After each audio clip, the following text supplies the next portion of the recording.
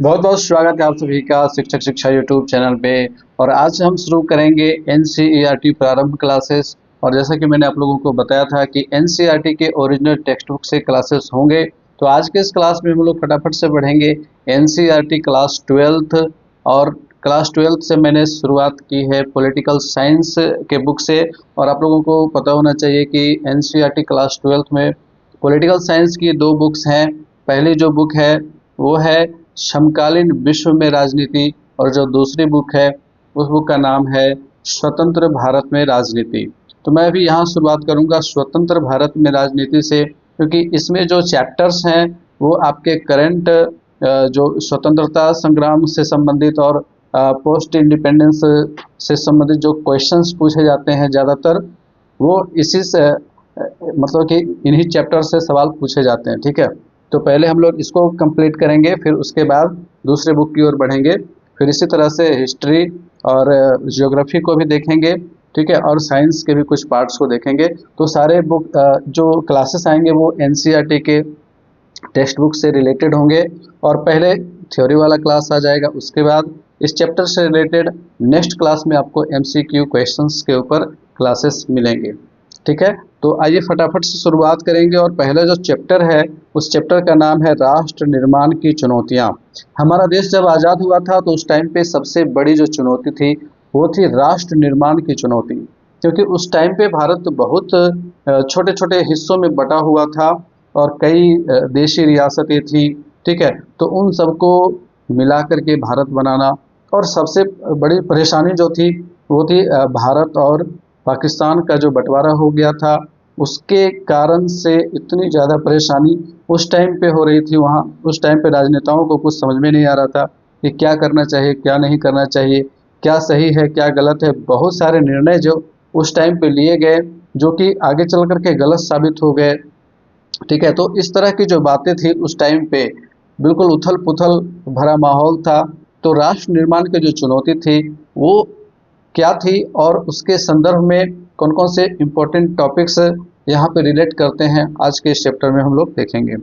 तो यहाँ पर देखेंगे जैसा कि यहाँ पे, और मैंने क्या किया है कि इस टेक्स्ट बुक में जितने भी इम्पोर्टेंट पैराग्राफ्स हैं, जितने भी इम्पोर्टेंट टर्म्स आपको देखने को मिलेंगे वो सारे के सारे हाईलाइटेड कर दिए गए हैं। ठीक है, तो आप नोट्स लेकर के बैठेंगे और नोट्स बनाते चलेंगे तो ज़्यादा बेटर होगा, क्योंकि जब आप खुद से लिखेंगे ना तो आपके मेमोरी में, आपके सबकॉन्शियस माइंड में वो चीज़ें सेव हो जाती हैं।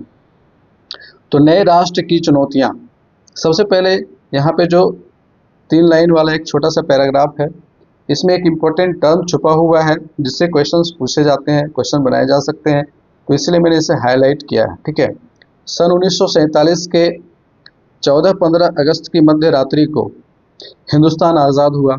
स्वतंत्र भारत के प्रथम प्रधानमंत्री पंडित जवाहरलाल नेहरू ने इस रात संविधान सभा के एक विशेष सत्र को संबोधित किया था। ठीक है, और यह प्रसिद्ध भाषण, उस समय जो इन्होंने भाषण दिया था, यह भाषण क्या कहलाया, भाग्य वधु से चिर प्रतीक्षित भेंट या ट्रिस्ट विद डेस्टिनी। ठीक है, भाग्य वधु से चिर प्रतीक्षित भेंट, इसको हिंदी में नाम दिया गया, और इंग्लिश में इसका नाम है ट्रिस्ट विद डेस्टिनी। ठीक है, नियति से नियति से भेंट मुलाकात भी, इस तरह से कुछ अलग अलग आपको कहीं कहीं वर्ड मिल जाएंगे हिंदी में। और यहाँ पे जो दिया गया एनसीईआरटी में जो टर्म्स दिए गए हैं आपको उसको ध्यान में रखना है। ठीक है, तो भाग्य वधु से चिर प्रतीक्षित भेंट या ट्रिस्ट विद डेस्टिनी के नाम से जाना गया। ये एक इम्पोर्टेंट क्वेश्चन बन सकता है यहाँ पे कि पंडित जवाहरलाल नेहरू ने जब स्वतंत्रता के रात को राष्ट्र को संबोधित किया था, उस भाषण को किस नाम से जाना जाता है। ठीक है, हिंदुस्तान की जनता इसी क्षण की प्रतीक्षा कर रही थी। आपने इतिहास की पाठ्य पुस्तकों में पढ़ा है कि हमारी आज़ादी की लड़ाई में कई आवाज़ें बुलंद थी। बहरहाल दो बातों पर सबकी सहमति थी कि पहली बात यह कि आज़ादी के बाद देश का शासन लोकतांत्रिक सरकार के जरिए चलाया जाएगा, और दूसरी यह कि सरकार सबके भले के लिए काम करेगी। इस शासन में गरीबों और कमजोरों का खास ख्याल रखा जाएगा। देश अब आज़ाद हो चुका था और आज़ादी से जुड़े इन सपनों को साकार करने का वक्त आ गया था। यह कोई आसान काम नहीं था। राष्ट्र राज्य के रूप में आज़ाद हिंदुस्तान का जन्म कठिन परिस्थितियों में हुआ। हिंदुस्तान सन 1947 में जिन हालातों के बीच आज़ाद हुआ था शायद उस वक्त तक कोई भी मुल्क वैसे हालात में आज़ाद नहीं हुआ था। आज़ादी मिली लेकिन देश के बंटवारे के साथ, ये सबसे बड़ी त्रासदी थी। सन 1947 का साल अभूतपूर्व हिंसा और विस्थापन की त्रासदी का साल था। विस्थापन किस मायने से हुआ कि जब भारत का बंटवारा हो गया, पाकिस्तान का निर्माण हुआ, पूर्वी पाकिस्तान और पश्चिमी पाकिस्तान, तो जो लोग पाकिस्तान से हिंदुस्तान आना चाहते थे और जो हिंदुस्तान से पाकिस्तान जाना चाहते थे, तो जब आने जाने का क्रम शुरू हुआ तो लोगों के बीच क्या हो गई कि दंगा छिड़ गए, लड़ाइयाँ शुरू हो गई और लोग एक दूसरे को मारने काटने लग गए।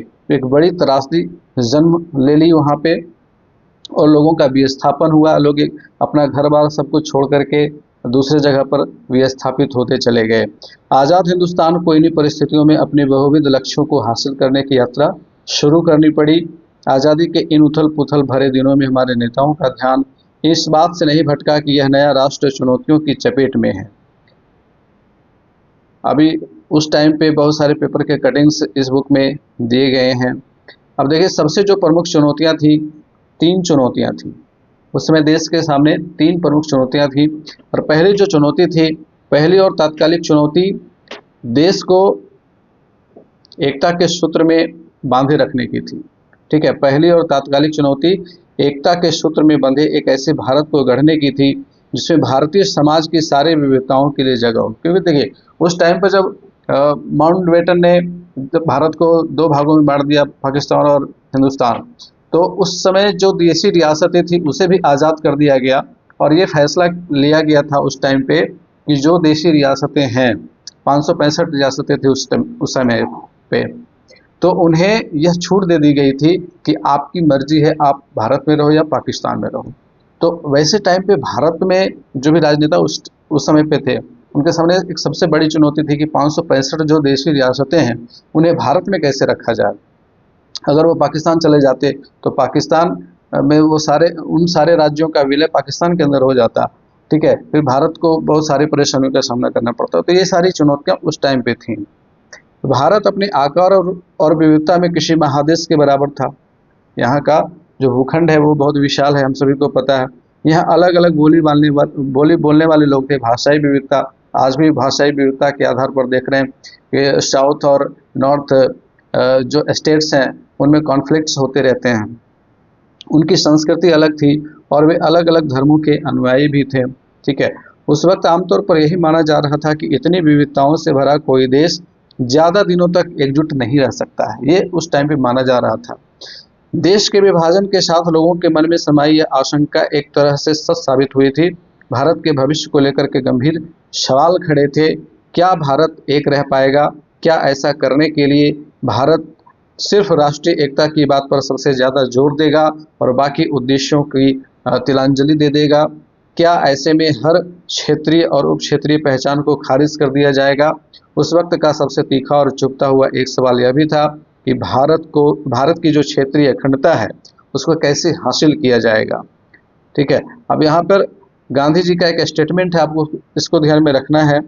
गांधी जी का कहना था उस टाइम पे कि कल हम अंग्रेजी राज्य की गुलामी से आज़ाद हो जाएंगे, लेकिन आधी रात को भारत का बंटवारा भी होगा। इसलिए कल का दिन हमारे लिए खुशी का दिन होगा और गम का भी। दूसरी चुनौती, अब दूसरी चुनौती की बात करते हैं कि दूसरी चुनौती क्या थी। तो दूसरी जो सबसे बड़ी चुनौती थी वो थी लोकतंत्र को कायम करने की। ठीक है, तो 3 चुनौती और एक एक बोल्ड पॉइंट देकर के आप लिखते चलें। ठीक है, पहला बोल्ड पॉइंट में क्या लिखेंगे? पहली और तात्कालिक चुनौती एकता के सूत्र में भारत को बांधने की थी। ठीक है, दूसरा बोल्ड पॉइंट क्या लिखेंगे? दूसरी चुनौती लोकतंत्र को कायम करने की थी। ठीक है, तो भारत में लोकतंत्र को कायम करना उस टाइम पे एक बड़ी चुनौती थी, क्योंकि आज़ादी से पहले तक छोटी छोटी देशी रियासतें थी और वहाँ के जो भी राजा थे या जो उसका शासन संभालते थे, ठीक है, तो उन्हीं की हुकूमत चलती थी। ठीक है, तो बहुत सारी चीज़ें थी वहाँ पे। तो यहाँ पे लोकतंत्र कैसे स्थापित हो, ये भारत के सामने सबसे बड़ी चुनौती थी। लोकतांत्रिक ढांचे के भीतर राजनीतिक मुकाबले भी होते हैं। ठीक है, लोकतंत्र को कायम करने के लिए लोकतांत्रिक संविधान जरूरी होता है, लेकिन इतना भरी काफ़ी नहीं होता। चुनौती यह भी थी कि इस संविधान से मेल खाते लोकतांत्रिक व्यवहार बर्ताव चलन में आए। और तीसरी चुनौती, तीसरी चुनौती थी ऐसे विकास की जिससे समूचे समाज का भला होता, ना कि कुछ एक तबकों का। यानी कि सभी को एक साथ लेकर के चलने का एक तीसरी बड़ी चुनौती थी। इस मोर्चे पर भी संविधान में यह बात साफ कर दी गई थी कि सबके साथ समानता का बर्ताव किया जाए और सामाजिक रूप से वंचित तबकों तथा धार्मिक सांस्कृतिक अल्पसंख्यक समुदायों को विशेष सुरक्षा दी जाए। संविधान ने राज्य के नीति निर्देशक सिद्धांतों के अंतर्गत लोक कल्याण के उन लक्ष्यों को भी स्पष्ट कर दिया था जिन्हें राजनीति को जरूर पूरा करना चाहिए। अब असली चुनौती आर्थिक विकास तथा गरीबी के खात्मे के लिए कारगर नीतियों को तैयार करने की थी। तो एक असली चुनौती भी थी कि अब भारत को जो उस टाइम पे अशिक्षा, गरीबी इतनी ज़्यादा थी, वहाँ जब भारत जब आज़ाद हुआ था उस टाइम पे भारत की जो साक्षरता दर थी वो केवल 15% थी। यानी कि 100 में से 15 लोग ही पढ़े लिखे थे, बाकी के सारे लोग निरक्षर थे, कभी स्कूल नहीं गए थे। तो एक तो सबसे बड़ी समस्या ये थी कि वहाँ पे निरक्षरता की, दूसरी सबसे बड़ी समस्या गरीबी की थी। अंग्रेजों ने पूरा देश खोखला कर दिया था, लोगों को इतना लूटा था कि लोग बिल्कुल गरीब हो गए थे। तो आज़ाद हिंदुस्तान ने इन चुनौतियों के आगे का क्या रुख अपनाया, संविधान में तय किए गए विभिन्न लक्ष्यों को हासिल करने की दिशा में कहाँ तक सफलता मिली, इस पूरी किताब में इन्हीं सवालों को खंगालने की कोशिश की गई है। तो पूरे जो इस किताब में 8 चैप्टर हैं, तो 8 चैप्टर को हम लोग एक एक करके पढ़ेंगे और चीज़ों को अच्छे तरीके से समझेंगे ताकि हमारा जो कॉन्सेप्ट है वो अच्छे से बिल्कुल क्लियर हो जाए और बहुत सारी चीज़ें जो हमारी समझ में आनी चाहिए वो अच्छे से समझ में आए। ठीक है, तो अब यहाँ पर आगे बढ़ेंगे। अब यहाँ पर देखिए कुछ पेपर कटिंग्स यहाँ पर लगाए गए हैं जिनमें उस टाइम पे जो स्थितियाँ थी उसे प्रदर्शित किया गया है। अब यहाँ पर एक जो फिगर आप देख रहे हैं, यह फिगर है मोहम्मद अली जिन्ना का, जिन्होंने पाकिस्तान का निर्माण करवाया था।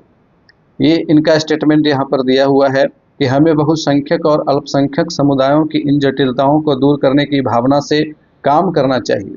बहुसंख्यक और अल्पसंख्यक दोनों ही समुदायों में तरह तरह के लोग शामिल हैं। अगर मुसलमान, पठान, पंजाबी, शिया और सुन्नी आदि में बटे हैं तो हिंदू भी ब्राह्मण, वैष्णव, खत्री तथा बंगाली, मद्रासी आदि समुदायों में।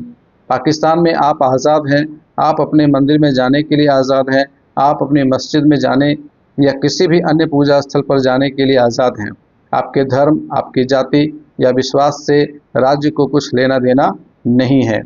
यह कथन 11 अगस्त 1947 को कराची में पाकिस्तान की संविधान सभा में अध्यक्षीय भाषण देते हुए मोहम्मद अली जिन्ना का था। बट हुआ क्या, हुआ बिल्कुल इससे अपोजिट। अब यहाँ पर देखिए जवाहरलाल नेहरू जी का यहाँ पर एक कथन है कि भारत में मुसलमान अल्पसंख्यकों की तादाद इतनी ज़्यादा है कि वे चाहे तब भी यहाँ से कहीं और नहीं जा सकते। यह एक बुनियादी तथ्य है और इस पर कोई उंगली नहीं उठाई जा सकती। पाकिस्तान चाहे जितना उकसावा दे या वहाँ के गैर मुस्लिमों को अपमान और भय के चाहे जितने भी घूंट पीने पड़े, हमें अपने अल्पसंख्यकों के साथ सभ्यता और शालीनता के साथ पेश आना है। लोकतांत्रिक शासन व्यवस्था में हमें उन्हें नागरिक के अधिकार देने होंगे और उनकी रक्षा करनी होगी। अगर हम ऐसा करने में कामयाब नहीं होते तो यह एक नासूर बन जाएगा जो पूरी राज व्यवस्था में जहर फैलाएगा और शायद उसको तबाह भी कर दे। तो ये पंडित जवाहरलाल नेहरू जी का स्टेटमेंट है, मुख्यमंत्रियों को एक पत्र में 15 अक्टूबर 1947 को दिया गया था। अब यहाँ पर देखिए एक और इम्पोर्टेंट टॉपिक है विभाजन, विस्थापन और पुनर्वास, जो उस समय की सबसे बड़ी त्रासदी थी। 14 से 15 अगस्त 1947 को एक नहीं बल्कि 2 राष्ट्र भारत और पाकिस्तान अस्तित्व में आए। ऐसा विभाजन के कारण हुआ, ब्रिटिश इंडिया को भारत और पाकिस्तान के रूप में बांट दिया गया। ठीक है, ब्रिटिश इंडिया उस टाइम पे ब्रिटिश इंडिया कहा जाता था इंडिया को। ठीक है, जो मैप में अभी हम लोग देखते हैं तो यहाँ पे उस टाइम पे जो बंटवारा हुआ वो मुस्लिम लीग के द्विराष्ट्र सिद्धांत के अकॉर्डिंग हुआ। ठीक है, मुस्लिम लीग ने द्विराष्ट्र सिद्धांत की बात की थी। इस सिद्धांत के अनुसार भारत किसी एक कौम का नहीं बल्कि हिंदू और मुसलमान नाम की 2 कौमों का देश था और इसी कारण मुस्लिम लीग ने मुसलमानों के लिए एक अलग देश यानी पाकिस्तान की मांग की। कांग्रेस ने द्विराष्ट्र सिद्धांत तथा पाकिस्तान की मांग का विरोध किया। बहरहाल सन 1940 ईस्वी के दशक में राजनीतिक मोर्चे पर कई बदलाव आए। कांग्रेस और मुस्लिम लीग के बीच राजनीतिक प्रतिस्पर्धा तथा ब्रिटिश शासन की भूमिका जैसी कई बातों का जोर रहा। नतीजतन पाकिस्तान की मांग मान ली गई। अब विभाजन की प्रक्रिया, अब यहाँ पर देखिए इंपॉर्टेंट टर्म्स यहाँ पे आपको मिलेंगे। फैसला हुआ कि अब तक जिस भूभाग को इंडिया के नाम से जाना जाता था, ब्रिटिश इंडिया, ठीक है, उसे भारत और पाकिस्तान नाम के दो देशों में बांट दिया जाएगा। यह विभाजन दर्दनाक तो था ही, इस पर फैसला करना और अमल में लाना और भी कठिन था।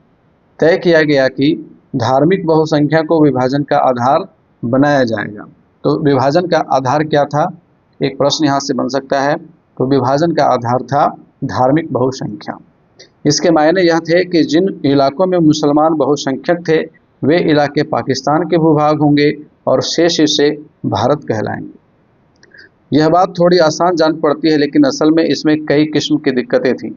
पहली बात तो यह कि ब्रिटिश इंडिया में कोई भी इलाका ऐसा नहीं था जहां मुसलमान बहुसंख्यक हों। ऐसे दो इलाके थे जहां मुसलमानों की आबादी ज़्यादा थी। एक इलाका पश्चिम था तो दूसरा इलाका पूर्व में था, ठीक है। तो पश्चिम और पूर्व दोनों छोर पे मुसलमानों की आबादी बहुसंख्यक के रूप में थी। इसे देखते हुए फैसला हुआ कि पाकिस्तान में दो इलाके शामिल होंगे, ठीक है। वहाँ पे उस टाइम पे ऐसा कोई तरीका तो था नहीं कि इन दोनों इलाकों को जोड़ करके एक जगह कर दिया जाए। तो इसे देखते हुए यह फैसला लिया गया कि पाकिस्तान में दो इलाके शामिल होंगे, यानी पश्चिमी पाकिस्तान और पूर्वी पाकिस्तान, तथा इनके बीच में भारतीय भूभाग का एक बड़ा विस्तार रहेगा। दूसरी बात यह कि मुस्लिम बहुल हर इलाका पाकिस्तान में जाने को राजी हो, ऐसा भी नहीं था। खान अब्दुल गफ्फार खान, जिन्हें सीमांत गांधी के नाम से जाना जाता है, पश्चिमोत्तर सीमा प्रांत के निर्विवाद नेता थे। उनकी प्रसिद्धि सीमांत गांधी के रूप में थी। तो एक प्रश्न यहाँ से ये भी बनता है कि सीमांत गांधी के रूप में किन्हें जाना जाता है, ठीक है। तो खान अब्दुल गफ्फार खान को सीमांत गांधी के रूप में जाना जाता है, ठीक है, ये भी नोट पॉइंट है। और वे द्विराष्ट्र सिद्धांत के एकदम खिलाफ थे। संयोग से उनकी आवाज़ की अनदेखी की गई और पश्चिमोत्तर सीमा प्रांत को पाकिस्तान मान लिया गया, ठीक है, पाकिस्तान में शामिल मान लिया गया। तीसरी समस्या और भी विकट थी। ब्रिटिश इंडिया के मुस्लिम बहुल प्रांत पंजाब और बंगाल में अनेक हिस्से बहुसंख्यक गैर मुस्लिम आबादी वाले थे। ऐसे में फैसला हुआ कि इन दोनों प्रांतों में भी बंटवारा धार्मिक बहुसंख्यकों के आधार पर होगा और इसमें जिले अथवा उसमें निचले स्तर के प्रशासनिक हलके को आधार माना जाएगा। यानी कि जिन जिलों में ज़्यादा मुस्लिम आबादी है वो जिले पाकिस्तान के अंदर चले जाएंगे और जिन जिलों में हिंदू आबादी ज़्यादा है वो भारत में चले जाएंगे। तो 14 से 15 अगस्त 1947 की मध्य रात्रि तक यह फैसला नहीं हो पाया था। इसका मतलब यह हुआ कि आज़ादी के दिन तक अनेक लोगों को यह पता ही नहीं था कि वे भारत में है या पाकिस्तान में। पंजाब और बंगाल का बंटवारा विभाजन की सबसे बड़ी त्रासदी साबित हुआ और उस टाइम पे लगभग 1.5 करोड़ लोग एक अपने घर छोड़ करके दूसरे स्थान पे चले गए। तो ये मानव इतिहास की सबसे बड़ी त्रासदी साबित हुई, जिसमें एक बड़े पैमाने पे लोगों का स्थानांतरण हुआ, ठीक है। अब यहाँ पर देखिए एक बच्चा यहाँ पे कह रहा है कि अच्छा, तो मुझे अब पता चला कि पहले जिसे पूर्वी बंगाल कहा जाता था वही आज बांग्लादेश है। जो पूर्वी पाकिस्तान था, जो पहले पूर्वी बंगाल था जो पूर्वी पाकिस्तान बना, फिर 1971 में वो बांग्लादेश बना। तो क्या यही कारण है कि हमारे वाले बंगाल को पश्चिम बंगाल भी कहा जाता है? तो पश्चिम बंगाल का नाम इसीलिए पड़ा था क्योंकि पूर्वी बंगाल और पश्चिम बंगाल दो भागों में बटा हुआ था और पूर्वी बंगाल बन गया था पूर्वी पाकिस्तान। अब देखिए, इसी समस्या से जुड़ी हुई चौथी और विभाजन की सबसे अबूझ कठिनाई अल्पसंख्यकों की थी। सीमा के दोनों तरफ अल्पसंख्यक थे। जो इलाके अब पाकिस्तान में हैं वहाँ लाखों की संख्या में हिंदू और सिख आबादी थी। ठीक इसी तरह पंजाब और बंगाल के भारतीय भूभाग में भी लाखों की संख्या में मुस्लिम आबादी थी। दिल्ली और उसके आसपास के इलाकों में भी मुस्लिम की एक बड़ी आबादी थी। ये सब लोग एक तरह से सांसत में थे। इन लोगों ने पाया कि हम तो अपने ही घर में विदेशी बन गए। जिस जमीन पर वे और उनके पुरखे सदियों से आबाद रहे उसी जमीन पर वे विदेशी बन गए थे। जैसे ही यह बात साफ हुई कि देश का बंटवारा होने वाला है, वैसे ही हिंसा उन समुदायों के खिलाफ अभूतपूर्व स्तर पर शुरू हुई जो अपने अपने क्षेत्रों में संख्या में कम थे। इस कठिनाई से उबरने के लिए किसी के पास कोई योजना नहीं थी। शुरू शुरू में लोग बाग और नेता यही मानकर चल रहे थे कि हिंसा की घटनाएं अस्थायी हैं और जल्दी ही इनको काबू में कर लिया जाएगा, लेकिन बड़ी जल्दी हिंसा नियंत्रण से बाहर हो गई। सीमा के दोनों ओर के ऐसे समुदायों को प्रायः कुछ घंटों की सूचना पर अपने घरों को छोड़ने के लिए मजबूर होना पड़ा।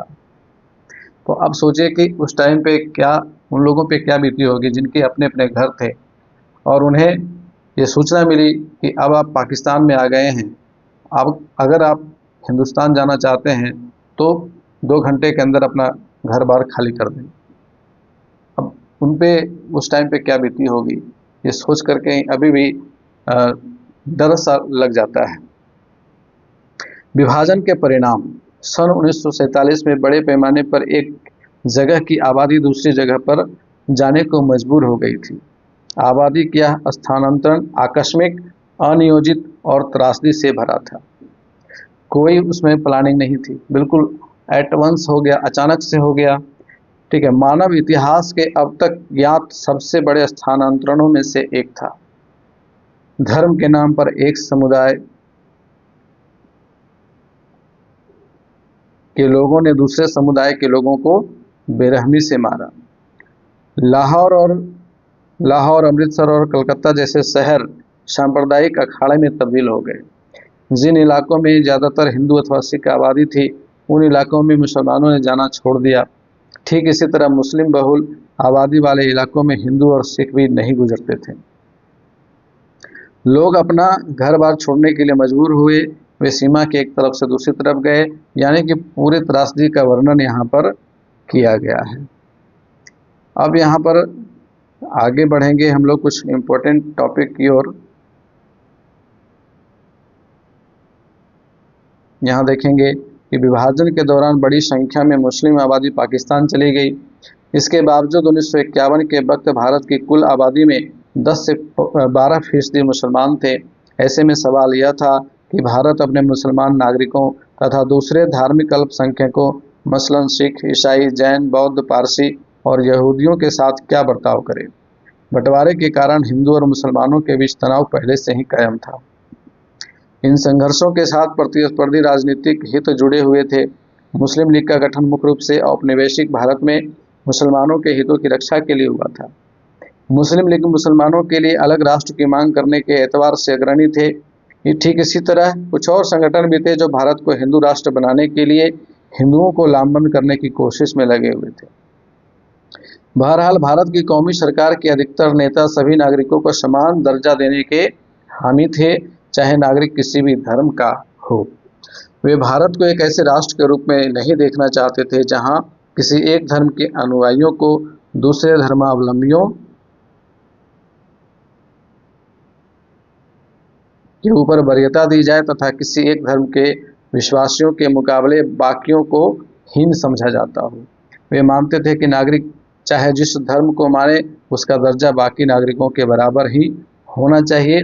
और यही कारण था कि संविधान में जो प्रस्तावना हम लोग देखते हैं उसमें भारत को एक धर्मनिरपेक्ष राज्य माना गया। अब इधर कुछ और पेपर कटिंग्स यहाँ पर दिए गए हैं और महात्मा गांधी की शहादत के बारे में यहाँ पर कुछ प्रमुख बिंदुओं को रखा गया है। अभी यहाँ पर देखेंगे 30 जनवरी 1948 के दिन ऐसा ही एक हिंदू अतिवादी नाथूराम विनायक गोडसे गांधी जी की संध्याकालीन प्रार्थना के समय उनकी तरफ चलता हुआ नजदीक पहुंच गया। उसने गांधी जी पर 3 गोलियां चलाई और गांधी जी को तत्क्षण मार दिया। इस तरह न्याय और सहिष्णुता को आजीवन समर्पित एक आत्मा का देहावसान हुआ। तो महात्मा गांधी के मृत्यु के बारे में, उनके एसेसिनेशन के बारे में यहाँ पर दिया गया है। अब यहाँ पर देखिए आगे कुछ इम्पोर्टेंट टॉपिक हैं जिसमें है रजवाड़ों का विलय। रजवाड़े क्या हैं उसको समझेंगे। ब्रिटिश इंडिया 2 हिस्सों में था, ठीक है। एक हिस्से में ब्रिटिश प्रभुत्व वाले भारतीय प्रांत थे तो दूसरे हिस्से में देसी रजवाड़े थे, ठीक है, जैसे छोटे छोटे राज्य थे। ब्रिटिश प्रभुत्व वाले भारतीय प्रांतों पर अंग्रेजी सरकार का सीधा नियंत्रण था। दूसरी तरफ छोटे बड़े आकार के कुछ और राज्य थे इन्हें रजवाड़ा कहा जाता था। रजवाड़ों पर राजाओं का शासन था। ठीक है, राजाओं ने ब्रिटिश राज की अधीनता या कहें कि सर्वोच्च सत्ता स्वीकार कर रखी थी और इसके अंतर्गत वे अपने राज्य के घरेलू मामलों का शासन चलाते थे। अंग्रेजी प्रभुत्व के अंतर्गत आने वाले भारतीय समाज के 1/3 हिस्से में रजवाड़े कायम थे। प्रत्येक 4 भारतीयों में से एक किसी न किसी रजवाड़े की प्रजा था। तो समझ लीजिए कि उस समय पे रजवाड़ों की संख्या कितनी ज़्यादा थी। आज़ादी के तुरंत पहले अंग्रेजी शासन ने घोषणा की कि भारत पर ब्रिटिश प्रभुत्व के साथ ही रजवाड़े भी ब्रिटिश अधीनता से आज़ाद हो जाएंगे। इसका मतलब यह था कि सभी रजवाड़े, जो उस समय रजवाड़ों की संख्या 565 थी, ब्रिटिश राज की समाप्ति के साथ ही कानूनी तौर पर आज़ाद हो जाएंगे। यानी कि ये 565 जो रजवाड़े थे ये भी अलग अलग स्वतंत्र देश की तरह हो गए थे। अंग्रेजी राज का नज़रिया यह था कि रजवाड़े अपनी मर्जी से चाहें तो भारत या पाकिस्तान में शामिल हो जाएं या फिर अपना स्वतंत्र अस्तित्व बनाए रखें। तो एक बहुत बड़ी समस्या को अंग्रेज जन्म देकर के गए थे। यहाँ से भारत अथवा पाकिस्तान में शामिल होने या स्वतंत्र हैसियत बनाए रखने का फैसला रजवाड़ों की प्रजा को नहीं करना था। यह फैसला लेने का अधिकार राजाओं को दिया गया था। यह अपने आप में बड़ी गंभीर समस्या थी और इससे अखंड भारत के अस्तित्व पर ही खतरा मंडरा रहा था। अब यहाँ पर देखेंगे भारत के मैप को, भारत विभाजन के पहले और बाद में। तो इस मैप को देखेंगे, यहाँ पर जब भारत के विभाजन से पहले का दृश्य देखते हैं, ये पूरा जो अभी पाकिस्तान यहाँ पर आप देख रहे हैं उस समय पे भारत में ही था, और ये जो अभी बांग्लादेश है ये वाला क्षेत्र यह भी उस समय भारत का ही हिस्सा था, जो कि पूर्वी पाकिस्तान बना था उस विभाजन के समय पे, और अब बांग्लादेश है।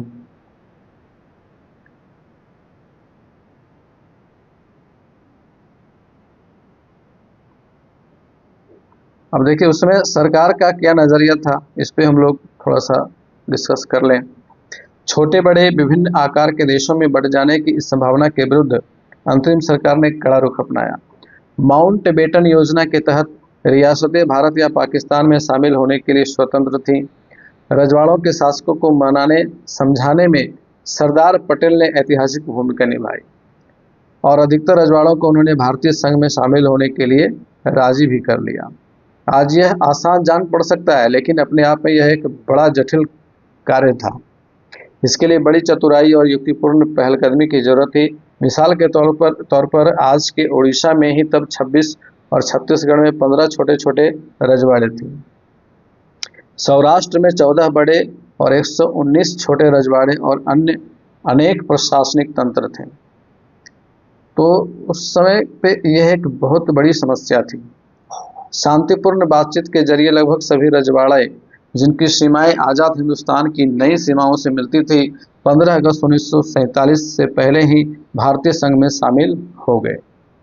ठीक है, तो सरदार पटेल ने शांतिपूर्ण बातचीत का तरीका अपनाया और लगभग अधिकांश रजवाड़े जो थे वो भारतीय संघ में शामिल हो गए, यानी कि भारत के अंग बन गए। अधिकतर रजवाड़ों के शासकों ने भारतीय संघ में अपने विलय के एक सहमति पत्र पर हस्ताक्षर किए। इस सहमति पत्र को इंस्ट्रूमेंट ऑफ एक्सेशन कहा जाता है। इस पर हस्ताक्षर का अर्थ था कि रजवाड़े भारतीय संघ का अंग बनने के लिए सहमत हैं। तो यहाँ पर देखिए एक सवाल बन जाएगा, एक अच्छा सा सवाल बन जाएगा।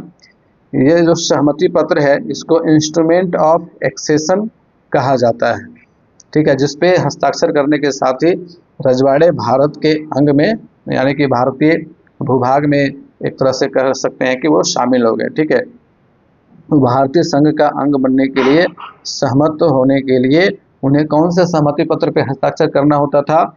इंस्ट्रूमेंट ऑफ एक्सेशन पर। जूनागढ़, हैदराबाद, कश्मीर और मणिपुर की रियासतों का विलय बाकियों की तुलना में थोड़ा कठिन साबित हुआ।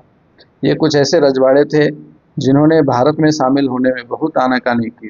ठीक है, और कश्मीर के बारे में तो अभी तक विवाद चल ही रहा है।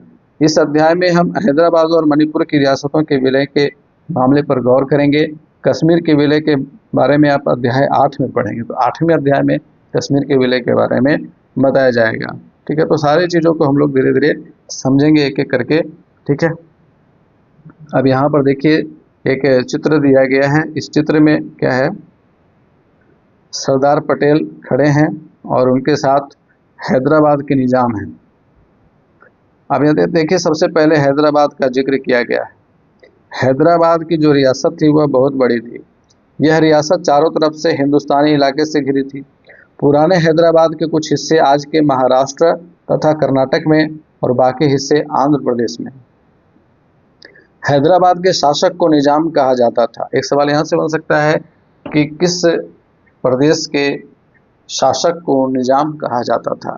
तो हैदराबाद के शासक को निजाम कहा जाता था और वह दुनिया के सबसे दौलतमंद लोगों में शुमार किया जाता था। ठीक है, यह उसकी विशेषता थी।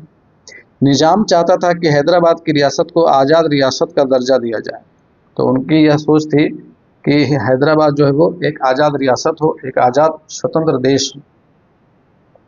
निजाम ने सन 1947 के नवंबर में भारत के साथ यथास्थिति बहाल रखने का समझौता किया। यह समझौता 1 साल के लिए था। इस बीच भारत सरकार से हैदराबाद के निजाम की बातचीत जारी रही। ठीक है, इसी दौरान हैदराबाद की रियासत के लोगों के बीच निजाम के शासन के खिलाफ एक आंदोलन ने जोर पकड़ा। तेलंगाना इलाके के किसान निजाम के दमनकारी शासन से खासतौर पर दुखी थे। वे निजाम के खिलाफ उठ खड़े हुए। महिलाएं निजाम के शासन में सबसे ज़्यादा जुल्म का शिकार हुई थी, तो महिलाएं भी इस आंदोलन से जुड़ गईं। हैदराबाद शहर इस आंदोलन का गढ़ बन गया। कम्युनिस्ट और हैदराबाद कांग्रेस इस आंदोलन की अग्रिम पंक्ति में थे। आंदोलन को देख निजाम ने लोगों के खिलाफ एक अर्धसैनिक बल रवाना किया। इसे रजाकार कहा जाता था। तो एक सवाल यहाँ से भी बन सकता है कि रजाकार का अर्थ क्या होता है। तो रजाकार का अर्थ है एक अर्धसैनिक बल। रजाकार अव्वल दर्जे के सांप्रदायिक और अत्याचारी थे। रजाकारों ने गैर मुसलमानों को खास तौर पर अपना निशाना बनाया। रजाकारों ने लूटपाट मचाई और हत्या तथा बलात्कार पर उतारू हो गए। 1948 के सितंबर में भारतीय सेना निजाम के सैनिकों पर काबू पाने के लिए हैदराबाद आ पहुंची। तो ऐसे समय में सरदार पटेल ने यह निर्णय लिया कि हैदराबाद को अगर काबू में करना है तो भारतीय सेना को भेजना पड़ेगा। और 1948 के सितंबर में भारतीय सेना निजाम के सैनिकों पर काबू पाने के लिए हैदराबाद आ पहुंची। कुछ रोज तक रुक रुक कर लड़ाई चली और इसके बाद निजाम ने आत्मसमर्पण कर दिया। तो भारतीय सैनिकों के सामने उन्हें आत्मसमर्पण करना पड़ा। निजाम के आत्मसमर्पण के साथ ही हैदराबाद का भारत में विलय हो गया। तो इस तरह से हैदराबाद का विलय भारत के अंदर हुआ। अब इसके बाद देखिए मणिपुर के बारे में पढ़ें। आज़ादी के चंद रोज पहले मणिपुर के महाराजा बोध चंद्र सिंह ने भारत सरकार के साथ भारतीय संघ में अपनी रियासत के विलय के एक सहमति पत्र पर हस्ताक्षर किए थे। ठीक है, तो उस समय जब आज़ादी मिली थी तो मणिपुर के महाराजा कौन थे? बोध चंद्र सिंह थे। एक सवाल यहाँ से भी बन सकता है, ये भी एक इम्पोर्टेंट पॉइंट है। इसके एवज में उन्हें यह आश्वासन दिया गया था कि मणिपुर की आंतरिक स्वायत्तता बरकरार रहेगी। ठीक है, जनमत के दबाव में महाराजा ने 1948 के जून में चुनाव करवाया और इस चुनाव के फलस्वरूप मणिपुर की रियासत में संवैधानिक राजतंत्र कायम हुआ। मणिपुर भारत का पहला भाग है जहां सार्वभौम वयस्क मताधिकार के सिद्धांत को अपनाकर चुनाव हुए। तो एक इम्पोर्टेंट सवाल यहाँ से बन सकता है कि भारत का पहला भाग कौन सा है या पहला राज्य कौन सा है जहाँ पे सार्वभौम वयस्क मताधिकार के सिद्धांत को अपना करके चुनाव करवाए गए थे।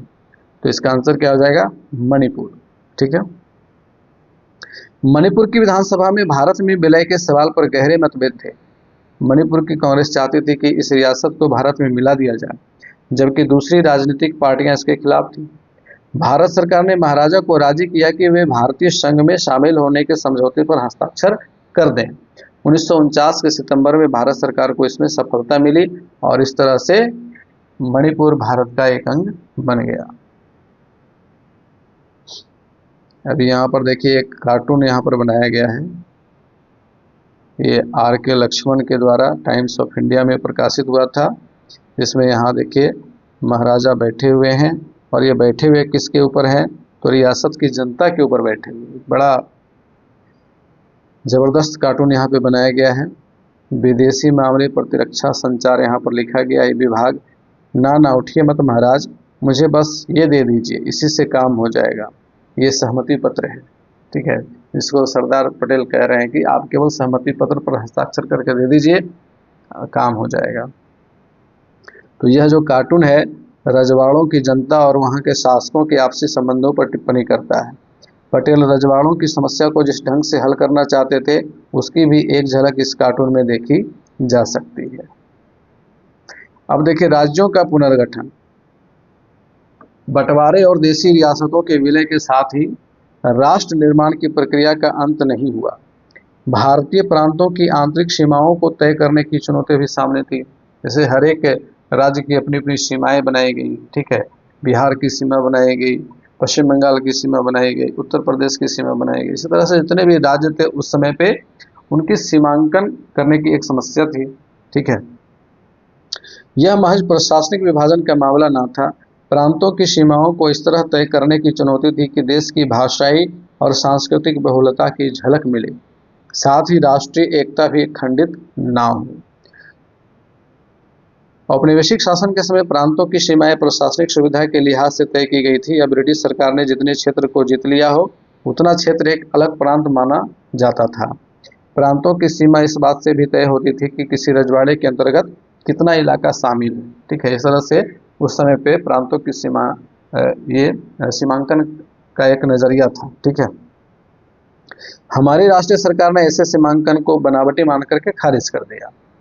उसने भाषा के आधार पर राज्यों के पुनर्गठन का वायदा किया, ठीक है, कि जिस बहुल इलाके में एक भाषा जो मुख्य रूप से बोली जाती हो वो एक राज्य हो जाएगा, ठीक है। सन 1920 में कांग्रेस का नागपुर अधिवेशन हुआ था। दरअसल इसके बाद से ही इस सिद्धांत को भारतीय राष्ट्रीय कांग्रेस ने मान लिया था कि राज्यों का पुनर्गठन भाषा के आधार पर होगा। तो आज़ादी से पहले ही ये सारी बातें चलती थी कि जब भारत आज़ाद होगा तो किस तरह से राज्य बनाए जाएंगे, उसका आधार क्या होगा, ये सारी चीज़ें पहले से डिस्कस होती थी, ठीक है। जब नेता लोग बैठते थे आपस में तो वे डिस्कस करते थे आपस में। तो 1920 के नागपुर अधिवेशन में, ठीक है, इस बात को आप नोट पॉइंट में एकदम लिख करके रखेंगे कि 1920 के नागपुर अधिवेशन में इस सिद्धांत को माना गया था कि राज्यों का गठन जो होगा वो भाषाई आधार पर होगा। अनेक प्रांतीय कांग्रेस समितियों को भाषाई इलाके के आधार पर बनाया गया था और ये समितियां ब्रिटिश इंडिया के प्रशासनिक विभाजन को अपने कामकाज में नहीं बरतती थी। आज़ादी और बंटवारे के बाद स्थितियां बदली। हमारे नेताओं को चिंता हुई कि अगर भाषा के आधार पर प्रांत बनाए गए तो इससे अव्यवस्था फैल सकती है और देश के टूटने का खतरा पैदा हो सकता है। हमारे नेताओं को यह भी लग रहा था कि भाषावार राज्यों के गठन से दूसरी सामाजिक आर्थिक चुनौतियों से ध्यान भटक सकता है, जबकि देश इन चुनौतियों की चपेट में है। केंद्रीय नेतृत्व ने इस मामले को स्थगित करने का फैसला किया। उस समय निर्णय लिया गया कि अभी इसको रहने दीजिए, अभी पहले जो रजवाड़े हैं पहले उनको भारत में लाया जाए। रजवाड़ों का मसला भी हल नहीं हुआ था, बंटवारे की यादें अभी ताज़ा थी। तो ऐसे में उस समय पे ऐसा रिस्क लेना उस समय के राजनेताओं ने ठीक नहीं समझा।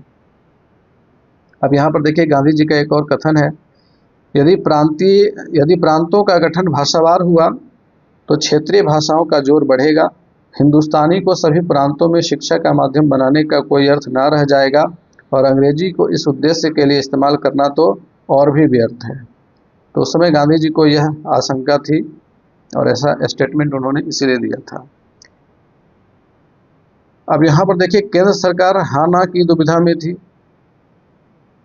उसकी इस यहाँ पे एक पैराग्राफ छूट गया, इस पैराग्राफ को पहले पढ़ेंगे तो समझ में आएंगी चीज़ें ज़्यादा अच्छे से।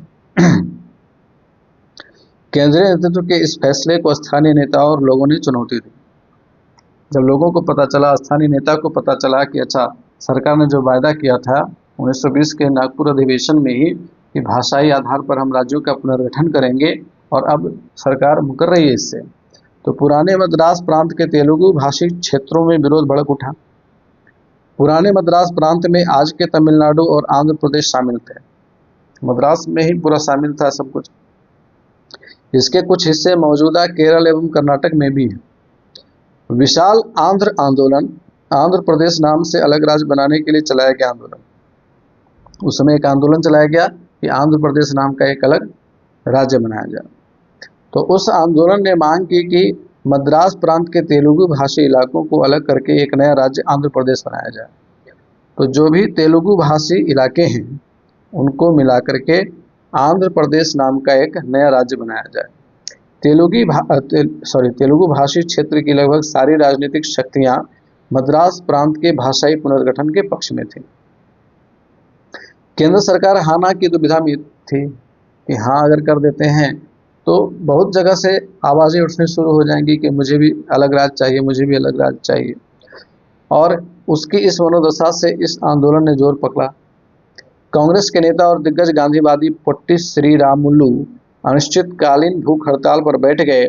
56 दिनों की भूख हड़ताल के बाद इनकी मृत्यु हो गई। सोच लीजिए कि 56 दिनों की भूख हड़ताल इन्होंने की और अंततः इनकी मृत्यु हो गई। अब इससे क्या हुआ कि इससे बड़ी अव्यवस्था फैल गई और आंध्र प्रदेश में जगह जगह हिंसक घटनाएं शुरू हो गई। लोग बड़ी संख्या में सड़कों पर निकल आए। पुलिस फायरिंग में अनेक लोग घायल हुए, मारे गए। मद्रास में अनेक विधायकों ने विरोध जताते हुए अपनी सीट से इस्तीफा दे दिया। आखिरकार 1952 के दिसंबर में प्रधानमंत्री ने आंध्र प्रदेश नाम से अलग राज्य बनाने की घोषणा की। तो आंध्र प्रदेश जो है वो भाषाई आधार पर पहला राज्य बना। ठीक है, आप इसको ध्यान में रखेंगे कि 1952 में आंध्र प्रदेश भारत का भाषाई क्षेत्र के आधार पर बनने वाला पहला राज्य बन गया। ठीक है, अब यहाँ देखिए राज्यों के पुनर्गठन के बाद भारत का प्रशासनिक मानचित्र 1961 का है ये। ठीक है, और यह नक्शा किसी पैमाने के हिसाब से बनाया गया भारत का मानचित्र नहीं है। इसमें दिखाई गई भारत की अंतर्राष्ट्रीय सीमा रेखा को प्रमाणिक सीमा रेखा ना माना जाए, यहाँ पे नोट पॉइंट दिया गया है। अब उस समय पे देखिए ये जम्मू कश्मीर का हिस्सा, ठीक है, इसके नीचे हिमाचल प्रदेश, इधर आपका पंजाब, यहाँ पे दिल्ली बीच में, राजस्थान, उत्तर प्रदेश, बिहार, उस समय पे झारखंड नहीं था। ठीक है, इसी तरह से यहाँ पर देखेंगे पश्चिमी बंगाल हो गया, उड़ीसा, मध्य प्रदेश, महाराष्ट्र, गुजरात, आंध्र प्रदेश, उसमें तेलंगाना भी नहीं था। और ये देखिए ये जो पार्ट अभी कर्नाटक का है वो मैसूर के नाम से उसमें जाना जाता था। ठीक है, केरल, और ये जो अभी तमिलनाडु है वो मद्रास के नाम से जाना जाता था। तो ये सारी चीज़ें उस समय पे थी। अब देखिए आगे, आंध्र के गठन के साथ ही देश के दूसरे हिस्सों में भी भाषाई आधार पर राज्यों को गठित करने का संघर्ष चल पड़ा। अब एक बांध टूट गया तो पानी का बहाव तो सब जगह पहुंचेगा ही। तो ये शुरुआत यहाँ से स्टार्ट हो गया। इन संघर्षों से बाध्य होकर केंद्र सरकार ने 1953 में राज्य पुनर्गठन आयोग बनाया। तो एक सवाल यहाँ से बन जाएगा कि राज्य पुनर्गठन आयोग कब बनाया गया? तो 1953 ईस्वी में बनाया गया। इस आयोग का काम राज्यों के सीमांकन के मामले पर गौर करना था। इसने अपनी रिपोर्ट में स्वीकार किया कि राज्यों की सीमाओं का निर्धारण वहां बोली जाने वाली भाषा के आधार पर होना चाहिए। तो इस आयोग ने, इस समिति ने इस बात को स्वीकार कर लिया कि हाँ, राज्यों का सीमांकन या राज्यों का गठन भाषाई आधार पर होना चाहिए। इस आयोग की रिपोर्ट के आधार पर 1956 में राज्य पुनर्गठन अधिनियम पास हुआ। राज्य पुनर्गठन अधिनियम कब पास हुआ? 1956 में पास हुआ। इस अधिनियम के आधार पर 14 राज्य और 6 केंद्र शासित प्रदेश बनाए गए। इस बात को बिल्कुल हाईलाइट करके नोट पॉइंट में लिखेंगे कि इस अधिनियम के आधार पर, यानी कि राज्य पुनर्गठन आयोग के भाषाई सीमांकन के आधार पर 14 राज्य और 6 केंद्र शासित प्रदेश बनाए गए। अब यहाँ पर देखिए एक डाक टिकट पोट्टी श्रीरामुलु के नाम से जारी किया गया था, जिन्होंने 56 दिनों का लंबा आंदोलन किया था, ये आमरण अनशन किया था और अंततः इनकी मृत्यु भी हो गई थी। ठीक है, आगे देखिए एक यहाँ पर कार्टून दिया गया है।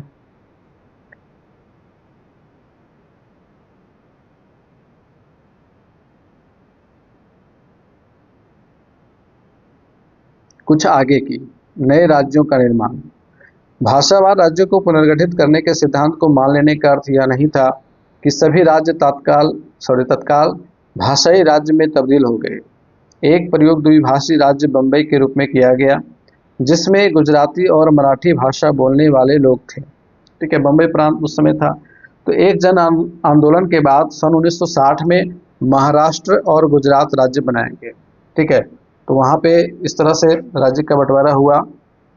महाराष्ट्र और गुजरात दो राज्य बनाए गए, और महाराष्ट्र में मराठी बोलने वाले लोग थे, गुजरात में गुजराती बोलने वाले लोग ज़्यादा थे। पंजाब में भी हिंदी भाषी और पंजाबी भाषी दो समुदाय थे। तो अब यहाँ भी ये डिमांड शुरू हो गया, पंजाबी भाषी लोग अलग राज्य की मांग कर रहे थे।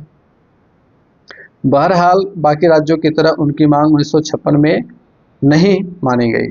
10 साल बाद यानी कि 1966 ईस्वी में पंजाबी भाषी इलाके को पंजाब राज्य का दर्जा दिया गया, और बृहत्तर पंजाब से अलग करके हरियाणा और हिमाचल प्रदेश नाम के राज्य बनाए गए। तो पूरा का पूरा जो पंजाब था उसके भी अलग अलग टुकड़े किए गए भाषाई क्षेत्र, भाषाई आधार पर। ठीक है, जहाँ पे ज़्यादा लोग पंजाबी बोलते थे उसको पंजाब बनाया गया, फिर जहाँ ज़्यादा लोग हिंदी हरियाणवी बोलते थे उनको हरियाणा बनाया गया। ठीक है, हिमाचल प्रदेश भी बनाया गया। 1972 में एक बार फिर राज्यों के पुनर्गठन का एक बड़ा प्रयास पूर्वोत्तर में हुआ। असम से अलग करके 1972 में मेघालय बनाया गया। ठीक है, तो मेघालय का निर्माण किस ईस्वी में हुआ? 1972 में हुआ। किस राज्य से अलग हुआ? तो असम से अलग हुआ। ठीक है, इसी साल मणिपुर और त्रिपुरा भी अलग अलग राज्य के रूप में अस्तित्व में आए, यानी कि 1972 में मणिपुर और त्रिपुरा भी अस्तित्व में आए। हालांकि मणिपुर आपको याद होगा तो स्वतंत्रता के टाइम पे उसे भारत के साथ संविलय किया गया था, लेकिन राज्य के रूप में उसका गठन कब हुआ था? 1972 में हुआ था। मिजोरम और अरुणाचल प्रदेश 1987 में वजूद में आए, जबकि नागालैंड इससे कहीं पहले यानी कि 1963 में ही राज्य बन गया था। तो ये कुछ इम्पोर्टेंट यहाँ पर जो तथ्य हैं, जो फैक्ट्स हैं, आप उनको नोट पॉइंट कर लेंगे और हाईलाइट कर लेंगे। बहरहाल राज्यों के पुनर्गठन में सिर्फ भाषा को आधार बनाया गया हो ऐसी बात नहीं है। बाद के वर्षों में अनेक उप क्षेत्रों ने अलग क्षेत्रीय संस्कृति अथवा विकास के मामले में क्षेत्रीय असंतुलन के सवाल उठाकर अलग राज्य बनाने की मांग की, और ऐसे 3 राज्य बने, जिसमें छत्तीसगढ़, उत्तराखंड और झारखंड सन 2000 में बने। तो 2000 ईस्वी में 3 राज्यों का गठन हुआ, छत्तीसगढ़, उत्तराखंड और झारखंड। तो एक सवाल ये भी आ सकता है, निम्नलिखित राज्य समूह में से वे कौन से राज्य समूह हैं जिनका पुनर्गठन या जिनका निर्माण सन 2000 ईस्वी में किया गया? तो ये 3 नाम याद रखने हैं आपको, छत्तीसगढ़, उत्तराखंड और झारखंड। ठीक है, 2 जून 2014 को तेलंगाना भी एक नए राज्य के रूप में जुड़ गया है। तो और ये 2014 में तेलंगाना का निर्माण हुआ, तो इसको भी आपको ध्यान में रखना है। राज्यों के पुनर्गठन की कथा अभी समाप्त नहीं हुई है। देश के अनेक इलाकों में छोटे छोटे अलग अलग राज्य बनाने की मांग को लेकर के आंदोलन चल रहे हैं। महाराष्ट्र में विदर्भ, पश्चिमी उत्तर प्रदेश में हरित प्रदेश और पश्चिम बंगाल के उत्तरी भाग में राज्य बनाने के ऐसे आंदोलन चल रहे हैं।